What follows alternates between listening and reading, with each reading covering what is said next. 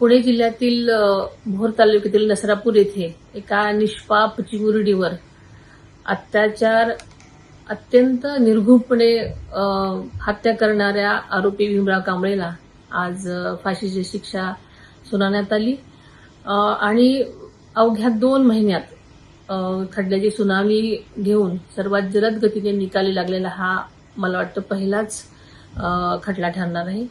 न्यायालयाच्या आजच्या या निर्णयामुळे पीडितेला आणि तिच्या कुटुंबाला खरोखरच न्याय मिळाला असं मला वाटतं. हा निर्णय न्यायव्यवस्थेवरील विश्वास अधिक दृढ करणारा आहे. न्यायालयाच्या या ऐतिहासिक निर्णयाचं मी मनापासून स्वागत करते. अशा क्रूर विकृतीला समाजात कोणतंही स्थान नाही.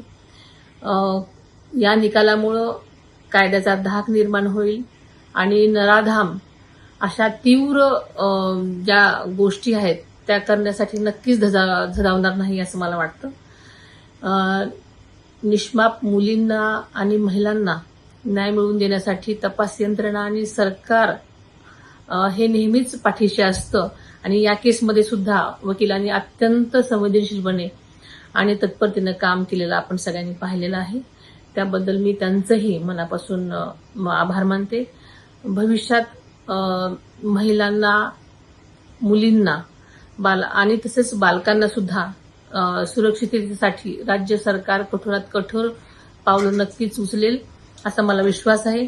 आम्ही सर्वजण पीडित कुटुंबाच्या दुःखात त्यांच्या पाठीशी नेहमीच आहोत.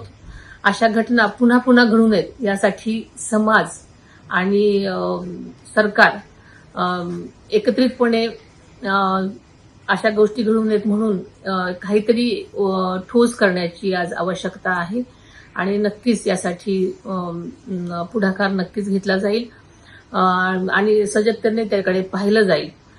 पुणे ग्रामीण पोलिसांनी या प्रकरणी तातडीनं पावलं उचलत विशेष तपास पथक स्थापन केलं आणि पीडितेला न्याय मिळवून दिला आणि खूप जलद गतीने न्याय मिळवून दिला. त्यासाठी त्यांचंही मनापासून मी अभिनंदन करते.